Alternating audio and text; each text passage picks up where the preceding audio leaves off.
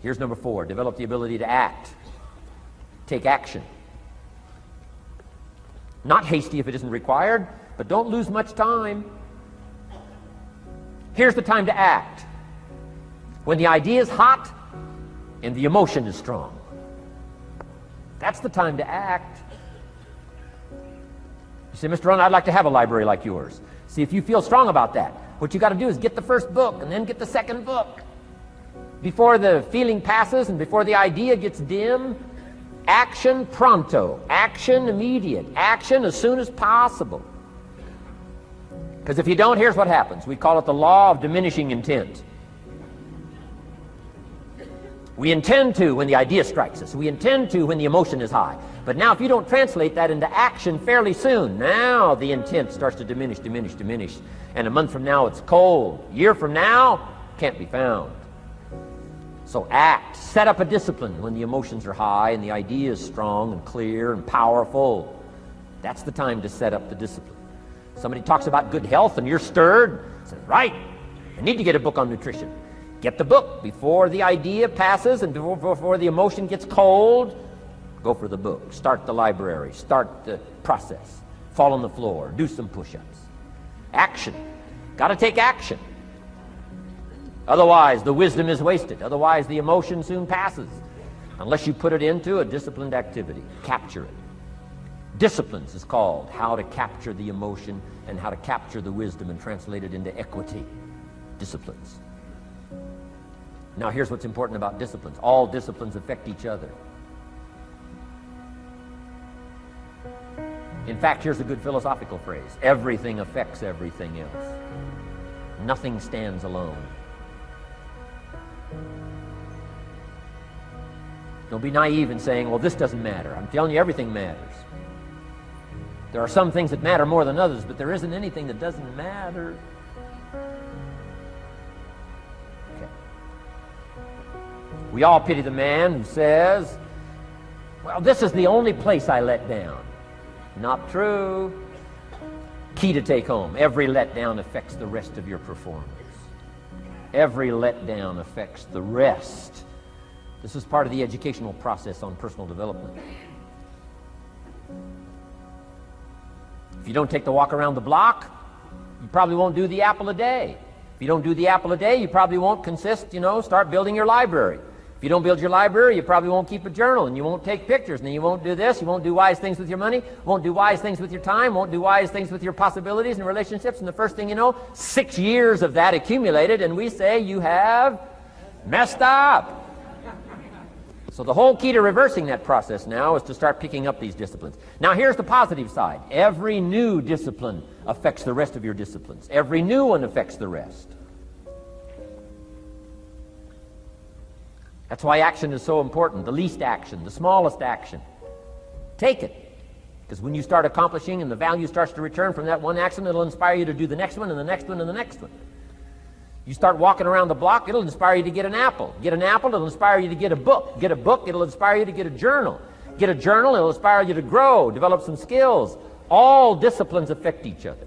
Every lack affects the rest. Every new affects the rest. The key is to diminish the lack and set up the new. And you've started a whole new life process. Key. Also, one more thought on discipline. Here's the greatest value of discipline.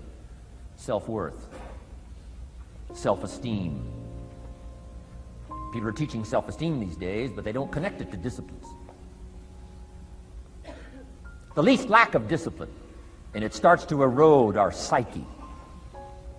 One of the greatest temptations is to just ease up a little bit, right?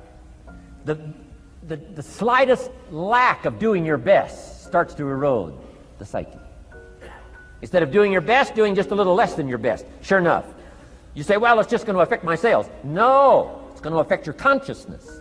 It's going to affect your philosophy. Now you've begun in the slightest way to affect your own philosophy.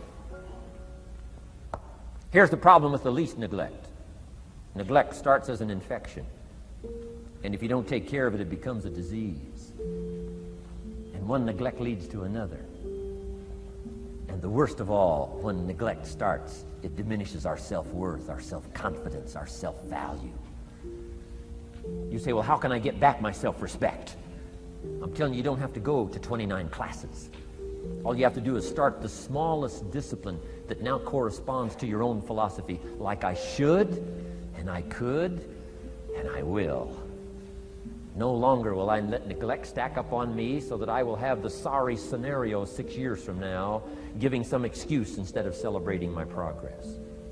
That's the key to discipline. Okay? Let's get kids involved in the least of disciplines.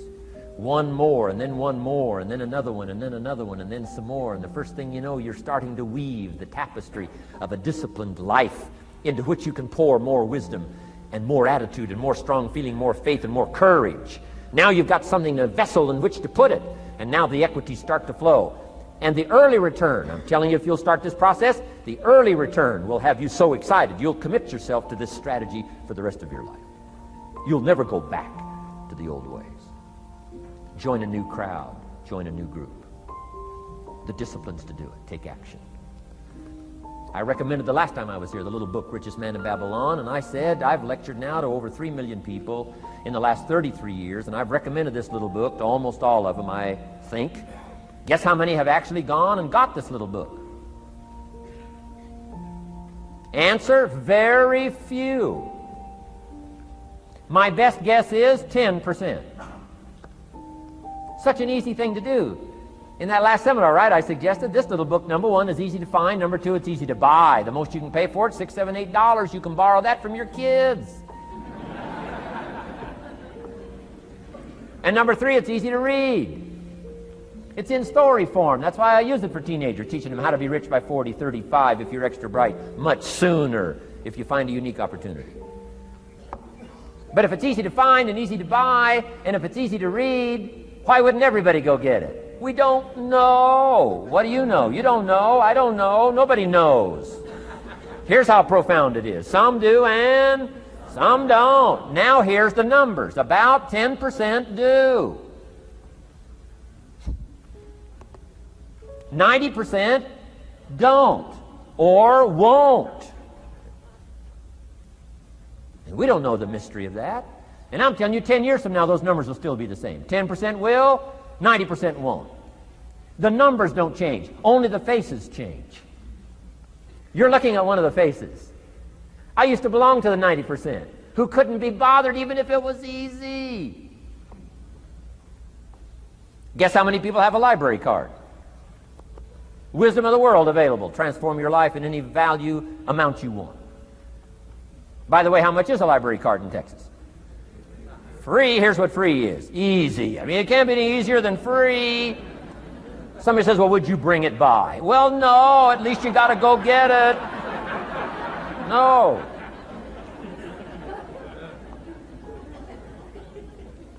Wisdom of the world available. Transform your life spiritually, socially, personally, economically, and every other way. Teach you how to be rich and powerful and sophisticated and healthy, influential. How many people have a library card? Answer, 3%. 95, 97% couldn't be bothered. Guy specializes in happy hour, but he doesn't have a card. And now readily and quickly blames the government and blames his company and blames policy and blames the pay scale. When if he only knew, if he joined the 3%, here's my advice to you today. Walk away from the 97%. Don't talk like they talk. Don't act like they act. Don't go where they go. Don't specialize in what they specialize in. Throw away the blame list they cling to. Start you a new life. You say, well, is it as simple as getting a library card and join the 3%? And the answer is, of course. Of course. That's how easy this stuff is. This is so easy. It's so simple. It's not complex. You don't need a 2,000-year-old guru. You don't need multi-track affirmations. I'm telling you, don't. Affirmation without discipline is the beginning of delusion. Key. Don't let somebody sweep you into some contrary way to nature itself says, unless you labor. The miracle of the seed and the soil and the seasons and God and all the other stuff that's available, sunshine and rain, that's not available to you by affirmation. It is only available to you by labor. So labor well. Okay. Learn well. Discipline yourself well. And you can have all the treasures you want. This stuff's easy and simple. It's not ocean waves and seagulls. You don't have to move to Sedona, where all the force fields come together in Arizona.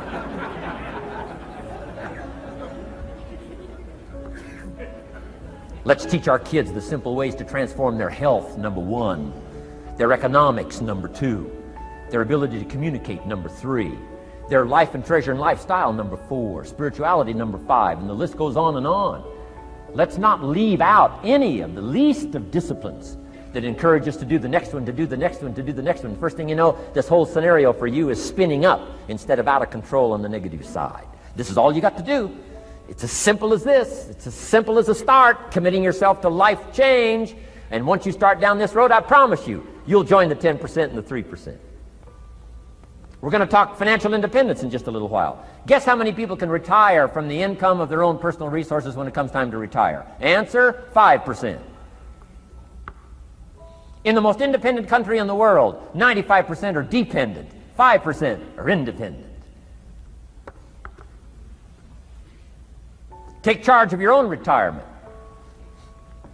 I'm telling you, if you take charge of your own retirement through personal development and all these skills we've taught today, plus what's coming up, financial independence, I'm telling you, take charge of your own retirement, you can multiply it at least by 5, maybe by 10, maybe by 20, maybe by 100. Let the government take care of it, some company take care of it, you got to divide by 5. Take charge of your own life, take charge of your own day, take charge of your own conversation, take charge of your own family, take charge of your own possibilities. And learn these skills, develop this kind of strategy, and I'm telling you, life will open up for you. Join the 3%. Join the 10%. Join the 5%. Walk away from the 95%. In our Leadership Weekend we teach, find out what poor people read and don't read it.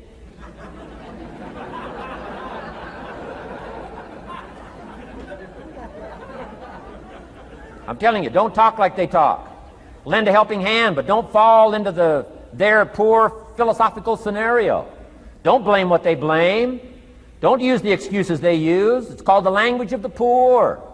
Switch gears, switch language, switch ideas, switch strategy. Start with the simplest of disciplines. And don't bemean any of these disciplines. The smallest of disciplines starts the process of life change. And if you'll invest in this thing called discipline, you can have whatever you wish. It's called the beginning of a miracle. Now here's the last clue on discipline. Do the best you can. We covered earlier, but here's a good scenario for the do the best you can. I've got a good question for you. Is the best you can do all you can do? And the answer is no. Strangely enough. If we all fell on the floor right now and did as many push-ups as we possibly could, and let's say for some reason you haven't been into push-ups lately, I can't imagine why, but let's say... And let's say the best you can do is 5. And you look up at the rest of us and say, hey, 5 is the best I can do. We can tell by the look on your face that's probably true. 5 is the best you can do. Now, is 5 all you can do?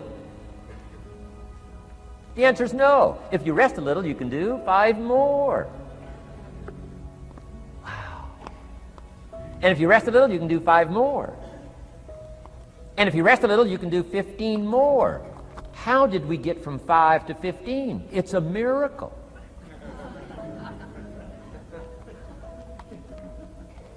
And if you rest a little, you can do 15. Rest a little, you can do 15. Rest a little, you can do 20. How did you get from 5 to 20? It's a miracle. Did you know you can keep doing that? Do a little more, rest a little, do a little more, rest a little, and finally get up to 50 push-ups? Is it possible to get up to 50 push-ups? Of course. How do you go from 5 to 50? It's a miracle. How do you get a miracle going? Number 1, do what you can. Don't leave out what you can, from writing a letter to your mother in Florida. Start cleaning it all up. 2, doing the push-ups. Go from 5 to 50. It's a miracle. Number 1, do what you can. Number 2, do the best you can. Here's number 3, rest very little.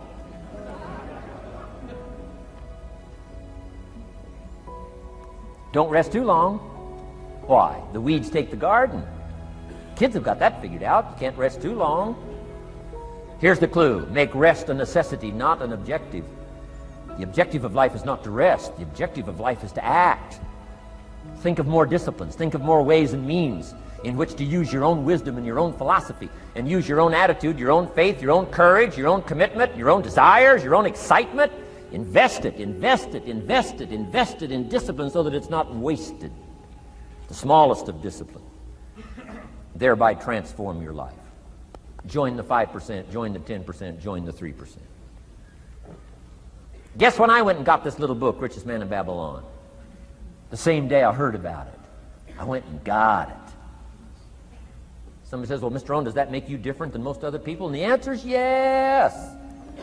Somebody says, well, why is that? We don't know. We don't know. What do you know? You don't know. I don't know. None of us knows. Some do and some don't. The numbers don't change. Only the faces change. From those who get in on a seminar like this, listen to a dynamic sermon, read a book, listen to some cassettes, take seriously the next conversation of a friend who wants to level with you, and do something about it. And you can walk away from the 97% and not live there anymore. Because if you don't, the next 6 years of your life will be like the last 6. Mr. Shove said to me, Mr. Rohn, 6 years now you've been working. I'm telling you, the next 6 years of your life is going to be like the last 6 unless you take advantage and start making these personal changes. I made the changes, totally revolutionized my life. So take a look at the next 5 years of your life. It's going to be like the last 5 unless you change. And if you will change, everything will change. Join the 5%. 10 years from now, the numbers are going to be the same. But I'm telling you, some faces in this audience can change and start showing up in the 3% crowd, and the 5% crowd, and the 10% crowd, and thereby dynamically affect your life and your future. Develop these strengths.